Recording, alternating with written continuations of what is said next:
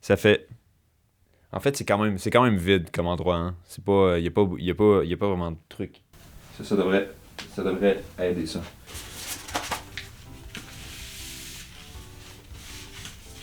Là, c'est bien, je pense. Mes vidéos sont vraiment bien organisées, je trouve. Ok. Ah, non! Pourquoi? Tout va bien, guys. Tout va bien, tout se passe bien. Non, shit. Fuck! Non, reste collé. Restez... Non. Ah! Il est pas droit, hein. Ah, puis il va se décoller. Ah, putain!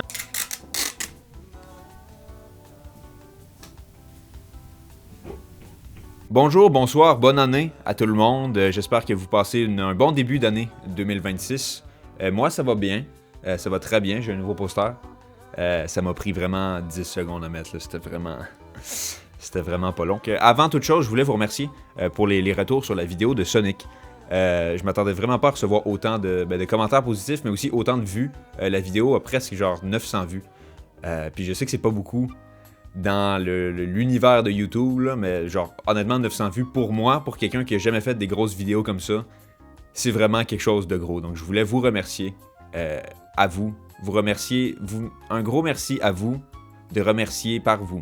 Malheureusement, aujourd'hui, je ne vais pas parler de Sonic. Désolé de vous décevoir. Je voulais en gros parler des jeux auxquels j'ai joué en 2025.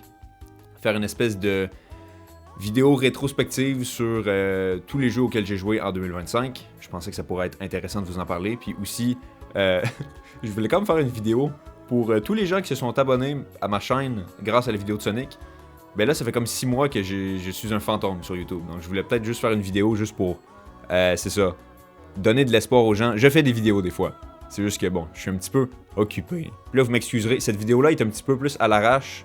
Puis elle va être un petit peu moins haute en énergie que la vidéo de Sonic. Puis elle va être un petit peu plus courte. C'est vraiment quelque chose de plus chill pour parler des jeux auxquels j'ai joué.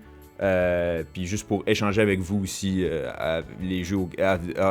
Yes, on y va, c'est parti! Petite parenthèse, ici Julien du futur. Vous pouvez voir que je viens du futur parce que ma barbe est plus longue, puis mes cheveux sont plus longs aussi. Cette vidéo-là, je l'ai filmée en janvier, puis là, je viens de faire le montage, puis on est au mois d'août. J'ai été occupé un peu. C'est sûr que c'est un petit peu bizarre de sortir une vidéo qui parle de 2025, comme si c'est une vidéo de fin d'année, puis de la sortir comme 8 mois après le début de 2026. Mais bon, je voulais quand même sortir la vidéo parce que je trouve que c'est une bonne vidéo, puis aussi, c'est ça. Moi, je la trouve drôle, je me trouve drôle. Fait que, ouais, c'est ça. Place au plaisir et à la joie. Oui! Transition. Donc j'ai une liste ici de tous les jeux auxquels j'ai joué en 2025. Chaque jeu, je les ai comme mis dans un espèce de document Excel, puis j'ai fait une petite review de chaque jeu. Je vais pas vous lire la review au complet parce que j'ai écrit beaucoup, puis ouais, c'est comme un petit peu de la merde à résumer, mais je vais essayer de faire mon mieux juste pour vous dire les grandes lignes. Donc le premier jeu auquel j'ai joué, c'est un jeu qui s'appelle The Last Campfire. C'est un petit jeu indépendant, pas très long. Ça m'a pris quelque chose comme 7 heures à jouer, je pense. Puis honnêtement, c'était quand même cool. Les vibes sont présentes dans ce jeu-là. Il y a une très bonne ambiance. Si vous avez joué au jeu Ori and the Blind Forest, puis Ori and the Will of the Wisps, si vous avez aimé cette espèce d'ambiance forestique, on invente des mots, cette ambiance de forêt comme féerique un petit peu, je pense que vous allez apprécier ce jeu-là. C'est un jeu qui est à base de puzzle, en fait, puis un petit peu d'exploration. C'est quand même cool, c'est ça, comme j'ai dit, c'est pas tant long, c'est le fun, c'est cosy, c'est chaleureux. Puis c'est ça, les puzzles sont assez simples à faire, il n'y a pas vraiment eu de moment où j'étais coincé. Puis les seuls moments où j'étais coincé, c'était vraiment juste un skill issue. Fait que bon. L'histoire, c'est genre une espèce de métaphore sur la mort ou la dépression, je suis comme pas sûr. Puis encore là, j'ai pas trop compris les thèmes. Encore là, tu sais, je suis pas mort ni dépressif, fait que genre, peut-être que je comprends juste pas ces thèmes-là, mais bon. Sinon, c'est ça, le jeu est très beau, il y a un petit style cutesy, assez mignon. La musique est bonne. Il y a juste un truc qui me gossait un peu, c'est qu'il y a une narratrice, puis la narratrice, au début, je trouvais qu'elle servait un petit peu à rien, parce qu'elle fait juste décrire toutes les actions des personnages. Il y a pas de doublage dans ce jeu-là, tous les personnages sont silencieux. C'est juste une narratrice qui fait la narration de tout, puis des fois qui fait parler certains personnages. Puis au début, je la trouve un petit peu gossante. Parce que, bon, dans les jeux, tu sais, ça peut être un petit peu plate de, je sais pas, tu fais bouger une roche, puis la narratrice est comme, il fit bouger une roche. Puis là, c'est comme, ok, j'ai compris. Mais plus le jeu avançait, plus j'ai appris à apprécier la voix de la narratrice. Puis finalement, ouais, elle contribue vraiment beaucoup à l'ambiance chaleureuse du jeu. Donc c'est la fin de ce que je voulais dire sur The Last Campfire. J'ai pas envie d'y donner une note, c'est pas ça que je veux faire au jeu aujourd'hui. Mais je vais tout simplement vous dire si je vous les recommande ou non. Puis pour ça, je vais avoir l'aide de mon cher ami Knuckles. Qui va dire une petite citation après chacune de mes recommandations. Donc pour The Last Campfire, le jeu y est... Approved!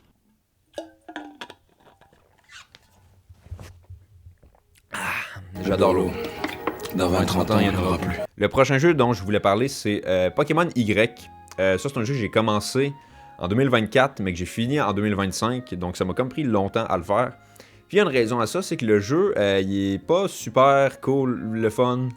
C'est pas un mauvais jeu, loin de là. C'est juste que c'est vraiment... C'est un jeu Pokémon, mais genre... C'est juste un jeu Pokémon, en fait. C'est vraiment... Si tu veux, c'est le jeu Pokémon de tous les temps, littéralement. Oui, c'est dans ce jeu-là qu'ils ont introduit le concept de la méga évolution.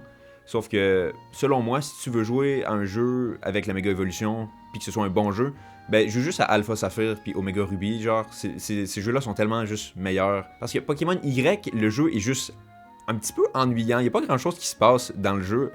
Il y a juste à toute fin qu'il y a comme plein de trucs qui se passent, puis tout le lore du jeu se ramasse à la fin. Genre, je sais pas, le jeu m'a pris 46 heures à faire, puis je pense, honnêtement, les premières 35 heures, ben, j'étais juste, bon, ben, j'attrape des Pokémon. Je me bats avec des Pokémon. Puis c'était pas mal juste ça. Genre, il n'y a pas grand-chose de cool dans ce jeu-là. Puis là, je dis pas ça, je veux pas être trop chiant envers le jeu, mais vraiment, j'ai rien de ultra positif à dire. Mais j'ai rien de ultra négatif non plus. C'est vraiment juste une expérience mid. Mid est le bon mot. Je pense que je vais utiliser le mot mid pour décrire Pokémon Y. Voilà. Aussi, comme j'ai dit, le lore du jeu est comme vraiment bizarre. C'est-à-dire que t'as comme une espèce de roi, le 3000 ans, qui a tué plein de monde avec une arme suprême. Puis là, ben, tu te rends compte qu'il est encore vivant aujourd'hui. Puis là, il cherche son Pokémon qui l'a abandonné parce qu'il a tué plein de monde, on s'en rappelle. Puis là, après ça, il y a son Pokémon qui revient. Puis là, c'est une scène émotionnelle. Mais ça, c'est tout à la fin du jeu. Puis là, c'est comme, ok, vieux. C'est vraiment cool que tu sois réuni avec ton ami de v'là 3000 ans. Mais je t'ai rencontré v'là 5 minutes. Honnêtement, c'est tout ce que j'ai à dire sur Pokémon Y. J'ai pas trippé. Je suis désolé pour tous les fans de Pokémon Y dans le public. Mais c'est ça, j'ai vraiment pas... ça a pas cliqué pour moi.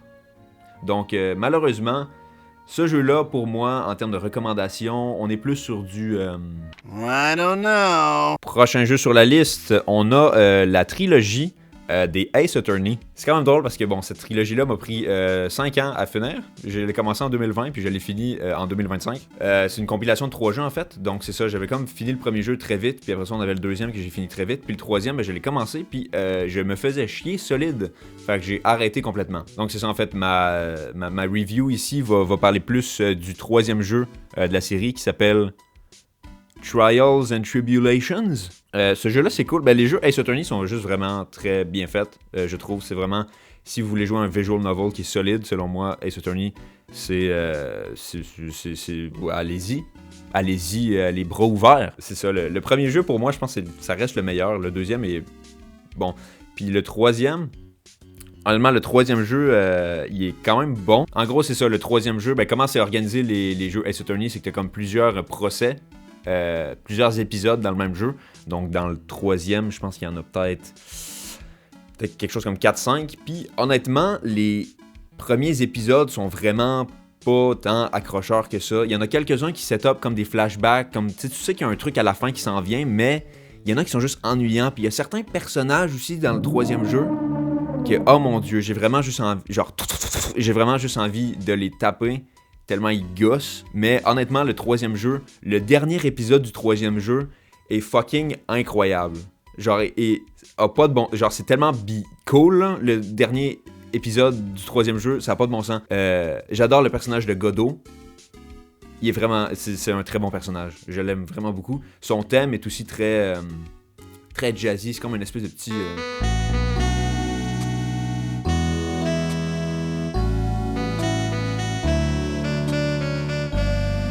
Voilà, c'est un très bon jeu, Ace Attorney, je le recommande à tous ceux qui veulent faire des visual novels. Les personnages sont tellement attachants, j'adore les personnages dans Ace Attorney, ils sont tellement juste bons, c'est très cartoony aussi d'une certaine manière, tu sais, ils sont très exagérés comme personnages, mais ça fait partie du charme de la franchise. Donc voilà, c'est la fin. J'ai vraiment pas d'autre chose à dire que « Wow, c'est bon! » Fait que c'est pour ça que ma recommandation, c'est... Approved! J'étais vraiment hype quand il avait annoncé Echoes of Wisdom, Zelda Echoes of Wisdom, pendant une Nintendo Direct. Je trouvais ça vraiment cool parce que j'ai beaucoup aimé le remake de Link's Awakening. J'aime vraiment beaucoup le style artistique dans ce jeu-là, juste l'espèce d'esthétique de jouet, où tu vois beaucoup de reflets sur les personnages, puis ça, on dirait juste qu'ils sont toutes faites en espèce de plastique ou de l'argile, je sais pas, j'ai vraiment beaucoup aimé ça. Fait que quand j'ai vu les trailers pour Zelda Echoes of Wisdom, ben j'étais très content, puis ça m'intéressait beaucoup. Puis c'est ça, cette année, en 2025, je me suis procuré le jeu, puis j'y ai joué, et c'est bien. C'est bien. Non, le jeu est vraiment cool, surtout vers l'aspect de tout ce qui est exploration. Donc cette fois-là, ils ont comme fait une espèce de fusion entre la liberté que t'as dans les jeux comme Breath of the Wild puis Tears of the Kingdom, puis ils l'ont amené avec le gameplay en 2D des Zelda plus classiques comme Link's Awakening. Et c'est vraiment un bon mix, c'est-à-dire que là, on a Zelda qui peut faire des échos d'objets, puis elle peut utiliser ces échos-là pour combattre ou même pour explorer, donc elle peut faire des espèces d'échelles avec les objets et tout ça. Puis le monde est extrêmement ouvert, c'est-à-dire qu'il n'y a pas vraiment de limite à où est-ce que tu peux aller. Oui, il y a comme des gros spots sur la map où tu peux pas te rendre parce que bon, il y a comme du néant qui engouffre cette partie-là, mais en grande partie, tu peux pas mal aller où tu veux, puis c'est quand même cool d'avoir une grande liberté de mouvement. Cependant, un petit peu comme Breath of the Wild, étant donné que tu peux pas mal aller partout, ben c'est pas tous les endroits qu'il y a quelque chose à faire. C'est-à-dire qu'il y a beaucoup d'endroits sur la map qui sont pas mal vides. Aussi, un truc que j'ai remarqué, c'est que la gimmick des échos, tout ça, c'est vraiment cool, mettons, dans les 10 premières heures de gameplay. Mais quand t'arrives justement après ça, ben ça devient un peu répétitif. Puis aussi, il y a un truc qui se passe, c'est que tu finis par pas utiliser certains objets. C'est-à-dire que dès que tu as accès à les objets les plus forts du jeu, mettons, mais tu vas pas utiliser les trucs qui servent à rien nécessairement. Fait que tu fais juste cycle au travers de genre 3 objets différents, tandis que t'en as comme genre une centaine dans ton inventaire. Donc c'est ça, les développeurs auraient peut-être pu t'obliger à utiliser plus d'objets différents dans la quête principale, plutôt que c'est ça, juste te donner des objets plus forts que d'autres. L'histoire est bien, honnêtement, c'est vraiment très le fun de pouvoir jouer en tant que Zelda dans un jeu qui s'appelle The Legend of Zelda. C'est quand même... Il était temps, hein? Cependant, l'histoire, je trouve, ironiquement, est pas si originale que ça. Parce que quand on y pense d'habitude dans les jeux Zelda, ben tu sais, t'es Link, puis il faut que t'ailles sauver Zelda. Sauf que là, ben on est Zelda, mais il faut aller sauver Link. Fait que c'est juste... Tu sais, oui, on n'est pas le même personnage, mais c'est un petit peu la même quête. Donc, ben ça, je trouvais ça plate un petit peu. Je m'attendais à plus d'originalité. Bon, je l'ai beaucoup comparé à Link's Awakening parce que j'ai beaucoup aimé l'histoire de Link's Awakening, que c'était vraiment différent. C'est-à-dire que c'était pas « Ah, va sauver la princesse Zelda », c'était « Oh, va réveiller la baleine ». By the way, le monde, c'est un rêve de la baleine. Tu sais, il y avait comme quelque chose d'intéressant puis d'original, tandis que là, dans Echoes of Wisdom, on est comme sur la même histoire, juste avec un personnage principal différent. Mais ceci étant dit, j'ai beaucoup aimé les personnages dans l'histoire, puis le jeu est très bien, l'histoire est le fun. J'ai pas eu de gros problèmes, c'est juste que j'aurais peut-être aimé un peu plus. Mais en gros, j'ai vraiment beaucoup aimé le jeu, puis je pense que ça vaut le coup, ce jeu-là. Donc c'est pour ça que ma recommandation, c'est... Approved! Donc le prochain jeu sur la liste s'appelle Transistor. Transistor, I hardly know her. Voilà, je voulais faire cette blague. Donc ça, c'est un jeu aussi que j'avais commencé à jouer en quelque chose comme 2022, je pense, que j'avais arrêté parce que j'étais nul à chier. Mais là, j'ai recommencé à y jouer cette année parce que je me cherchais ça, un jeu pas très long. Puis honnêtement, c'est vraiment très cool. Le jeu est fait par le développeur Supergiant Games, qui est plus connu pour les jeux Hades. Donc Hades et Hades 2. Le jeu est bien, c'est beaucoup un jeu d'ambiance aussi. Donc les vibes sont très présentes. La musique est vraiment bonne, là. Puis il y a des thèmes vocaux, il y a de la voix, parce que bon, le personnage principal c'est une chanteuse, là. Donc il y a beaucoup de tunes, des chansons, puis c'est très beau, j'ai beaucoup aimé ça. Le système de combat est comme étrange dans ce jeu-là, parce que c'est comme un système de combat en temps réel, sauf que tu as un pouvoir qui te fait comme arrêter le temps, puis dans le temps arrêté, tu peux comme décider de tes prochaines actions, puis après ça, quand le temps recommence, ben tu fais comme toutes les actions que tu as décidées vraiment vite. Donc c'est assez satisfaisant, parce que dans le jeu aussi, tu sais, un petit peu à la manière d'un roguelike, à chaque fois que tu bats une certaine zone de jeu ou quelque chose, tu as des points, puis tu peux accéder à des espèces de capacités qui font en sorte que le combat devient plus intéressant ou qui te permettent de faire d'autres choses en combat. Donc, tu sais, ça apporte beaucoup de dynamisme au gameplay. Puis aussi, il y a le concept que il y a certaines habiletés que tu vas pas utiliser dans un premier... la première fois que tu joues au jeu, donc ça encourage le joueur de faire plusieurs parties. Bon, le seul truc un petit peu plate dans le jeu, c'est que j'ai pas compris du tout l'histoire. J'ai vraiment pas compris. Donc à la base, c'était comme une espèce de ville futuriste qui se fait comme envahir par une espèce de virus, mais tu comprends pas trop c'est quoi le virus, puis là, puis il y a comme... Bon, t'incarnes... Le personnage principal, c'est une chanteuse qui a perdu sa voix, parce qu'il y a comme une espèce d'embuscade, puis là, son chum, il est mort, puis son chum est rendu dans une épée. Hey, c'est plate quand ça arrive, hein. Puis là, il faut comme qu'elle arrête l'espèce d'infection. Puis là, il y a comme une espèce de mafia. Puis là, anyway, j'ai pas compris le jeu. Mais c'est ça. À part le fait que j'ai pas compris l'histoire, le jeu est vraiment bien.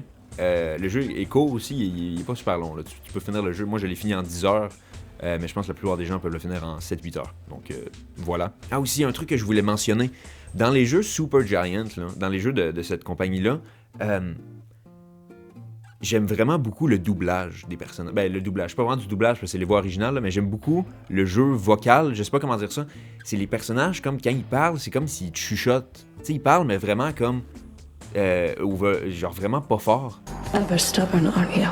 Maybe my whip might make you reconsider whatever it is that you're attempting here. Mais c'est vraiment cool, j'aime vraiment ça. Genre, ça me donne de la vie. J'adore ça, c'est vraiment bien. Donc voilà, pour Transistor, c'est un gros... Approved! Le prochain jeu sur la liste, c'est pas un jeu complet, mais c'est comme 2 chapitres d'un jeu qui sont sortis cet été. Le jeu, c'est Deltarune. Donc les chapitres 3 et 4 de Deltarune sont sortis.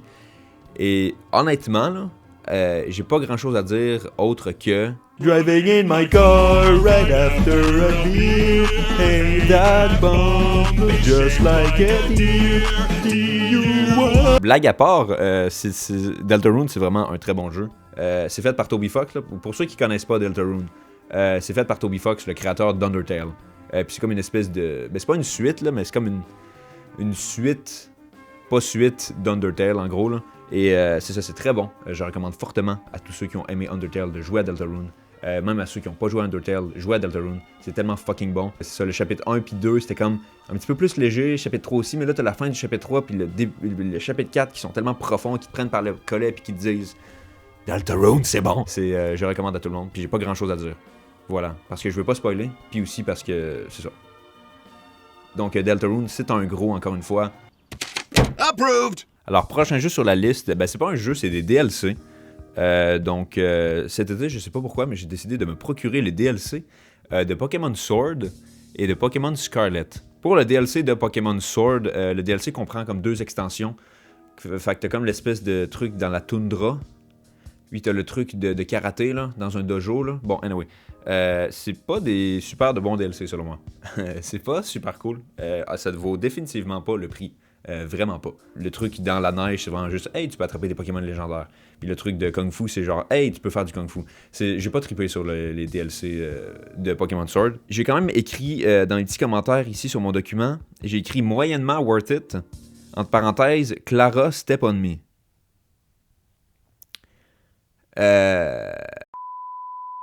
Fait que ouais, le DLC de Sword est vraiment pas fou. Fait qu'il se prend un gros... I don't know. Par la suite, pour le DLC de Scarlet, cette fois-là, le DLC de Scarlet est vraiment plus cool que celui de Sword. Honnêtement, là, j'ai vraiment eu beaucoup de plaisir parce que le DLC ajoute comme plein de grosses zones à explorer. Puis, bon, je vais l'avouer, je suis une des 2 personnes qui a vraiment beaucoup aimé Pokémon Scarlet et Violet. Là, j'ai vraiment trouvé ça le fun. Oui, le jeu bug beaucoup, puis le jeu est très laid. Mais t'as tellement une liberté dans ce jeu-là, puis honnêtement, c'est juste un rêve devenu réalité de juste pouvoir se promener n'importe où à la Breath of the Wild, puis juste d'attraper des Pokémon n'importe où. Genre, c'est vraiment très cool. Puis c'est ça, le jeu ajoute plein de zones. J'ai calculé, là, puis je pense pas que j'ai fait d'erreur. J'ai passé 37 heures sur les DLC de Scarlet. 37 heures.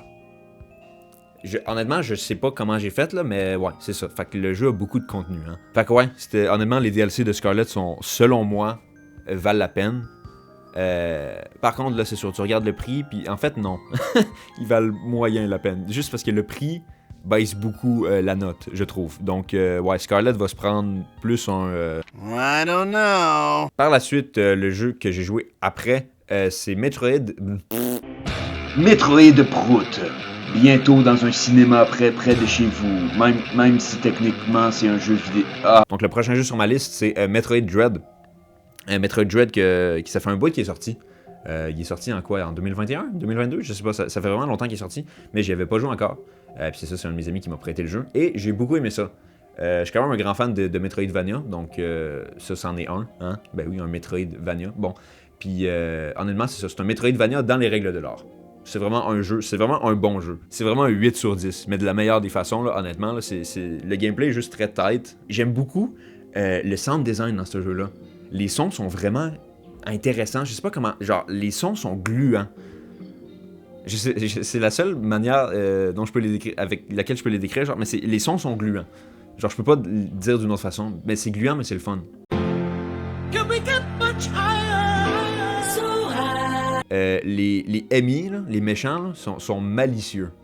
Honnêtement, ils mettent vraiment la tension dans le jeu. Quand t'arrives dans une zone où il y a un ennemi, là, puis là, il faut que tu t'enfuis, puis la musique, elle part, puis là, t'es comme « Oh mon Dieu! Ah! » Je me suis pissé d'un pants. Il y a plusieurs paires de pantalons ont été ruinés à cause de ce jeu-là. Mais honnêtement, je m'en plains pas. Par contre, il va me falloir plusieurs paires de nouveaux pantalons. Les combats de boss sont vraiment... J'aime beaucoup les combats de boss. Il y en a une couple que ça m'a pris deux petites secondes à juste comprendre ce qu'il fallait que je fasse. Mais sinon, c'était vraiment bon. Le dernier fight est spectaculaire. Il est vraiment bien fait. Puis la dernière séquence, j'ai vraiment eu du fun. C'était mon premier jeu Metroid, d'ailleurs. J'ai pas joué à aucun autre jeu Metroid. Clairement, je vais jouer à d'autres jeux de cette série-là. Donc, pour Metroid Dread, encore une fois, c'est un gros... Approved! Ensuite, j'aimerais ça parler d'un des plus gros jeux de 2025, c'est-à-dire Hollow Knight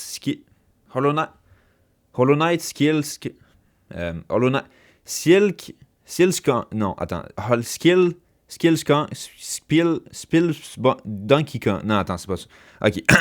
Hollow Knight Steven Spielberg. Ah, je pense que je l'ai eu là. Faut dire que j'étais déjà un grand fan du jeu de base Hollow Knight. J'ai vraiment beaucoup aimé ça. Le combat dans ce jeu-là est tellement juste... Je peux pas le décrire autrement que tight. Genre, c'est tellement bien fait ce jeu-là, puis c'est vraiment juste... C'est bien huilé, c'est ultra bien fait, Hollow Knight. Donc c'est ça, j'étais quand même très hype pour le jeu. Il y avait même beaucoup de blagues sur internet qui disaient que le jeu allait jamais sortir. Mais c'est bon, on a eu Hollow Knight Silksong avant GTA 6. Donc c'est très cool. Le combat dans ce jeu-là, il est vraiment dur. Ce jeu-là est vraiment plus dur que le premier jeu. Il y a comme 3 actes dans ce jeu-là, puis au début de pendant l'acte 1, j'étais genre, ok, c'est dur, mais je peux... tu sais, je suis capable de faire les boss. Puis là, t'as l'acte 2 qui arrive, puis il est comme, allô? Voici ton cul. Tu sais, ton cul, là, je te le donne, puis fuck you. C'était dur, mais j'ai fini le jeu à 100% d'ailleurs. Ça, je suis très fier de moi. C'est un de mes plus grands accomplissements dans la vie. Quelle vie de merde. Mais ouais, le jeu est bon. Le sound design, encore une fois, je sais pas pourquoi je reste stické sur le sound design dans les Metroidvania, mais le son dans ce jeu-là est très bon. Les petites voix des personnages. Quand ils font tu leur parles, puis là, c'est comme Malabadaba, Filouideba, Gaspacho, puis là, t'es comme oh wow, je t'adore, t'es mon meilleur ami. Puis ouais, honnêtement, j'ai été très content. Le jeu est vraiment long aussi. Je m'attendais pas du tout à ça. Ça m'a pris 70 heures. Faire le jeu à 100%. J'ai dit que le jeu il était long. Cependant, j'y ai vraiment joué pendant genre 1 mois non-stop. Puis le 70 heures, je pense que c'était pendant 1 mois. Ce qui équivaut à genre 2 heures par jour. Quelle vie de merde. Oh, le jeu est vraiment bon. Cependant, il y a une zone qui s'appelle Bilewater dans le jeu. Là. Fuck Bilewater. Fuck off. Cette zone-là, c'est la pire zone de tous les jeux auxquels j'ai joué. J'ai pas aimé ça. J'ai du trauma à cause de cette zone-là, ok? Tu me dis le mot Bill, puis voilà. J'ai besoin d'une nouvelle paire de pantalons maintenant. T'es content, là? J'en avais déjà besoin de plein tantôt. La dernière chose que j'ai à dire pour Hollow Knight Silksong, c'est...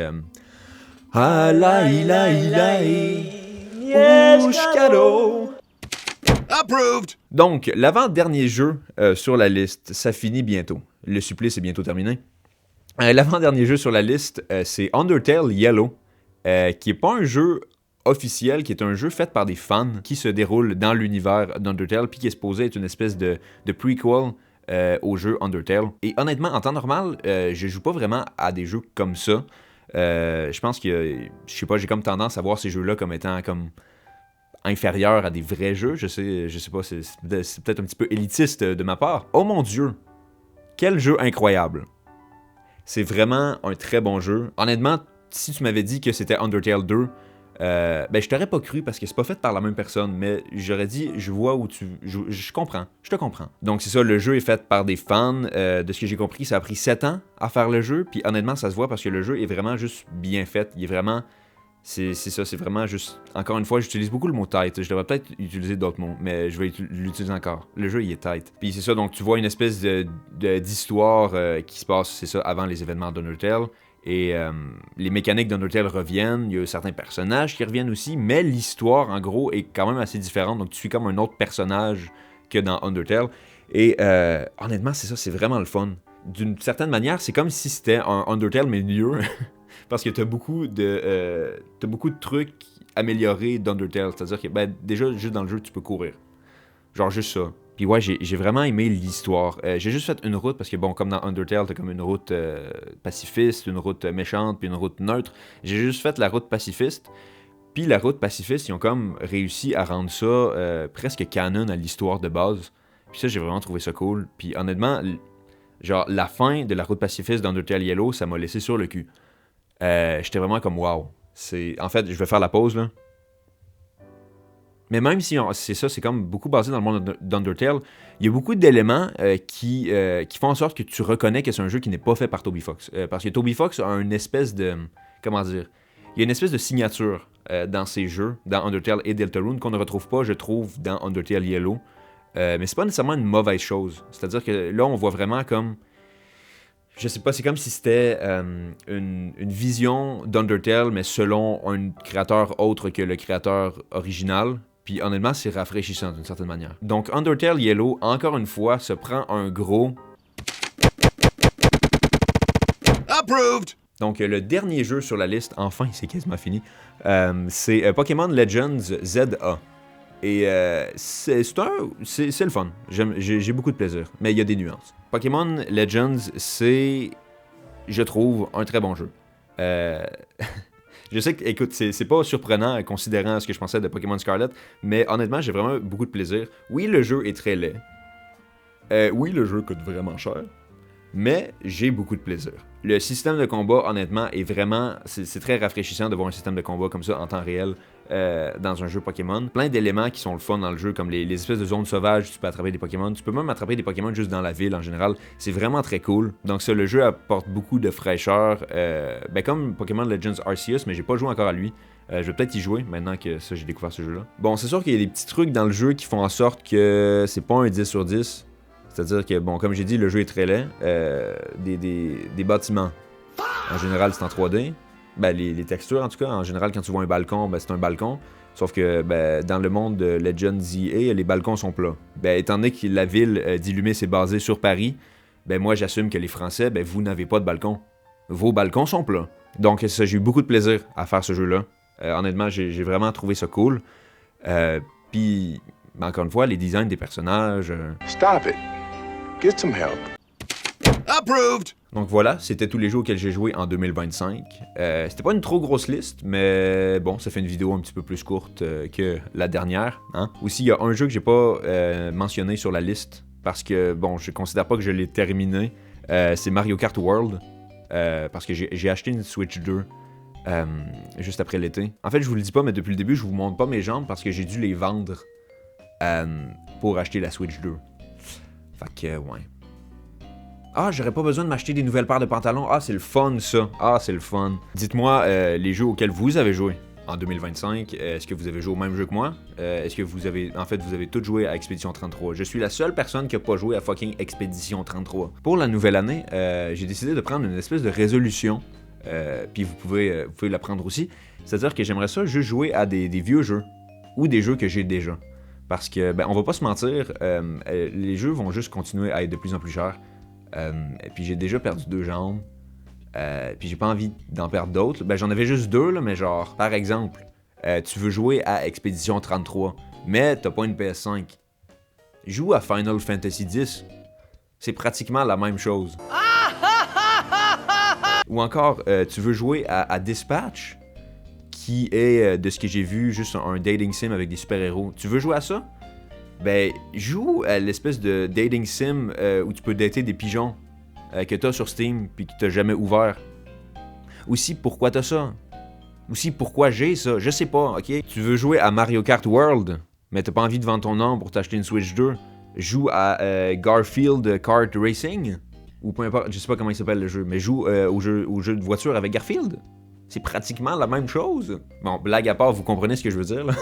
Je pense que ce serait cool de dépenser moins en 2026. Ben, en tout cas, c'est ce que je vais faire. C'est ce que je vais essayer de faire. Ah, il y a un nouveau Fire Emblem qui va sortir. Ah, je vais pas être capable de la tenir, ma résolution, hein. Ah, merde. J'ai pas gardé la résolution, mais pas une seconde. Mon portefeuille a tellement mal. Merci de m'avoir écouté parler pendant quelques minutes sur des jeux vidéo par rapport. J'espère que vous avez apprécié. Je vous souhaite une très bonne année 2026 avec beaucoup de... Knuckles? Ah, tu veux me noter moi aussi? Ah, ben... ok, ben vas-y. Look at you. You who were once so proud. Go now and never return. Oh non!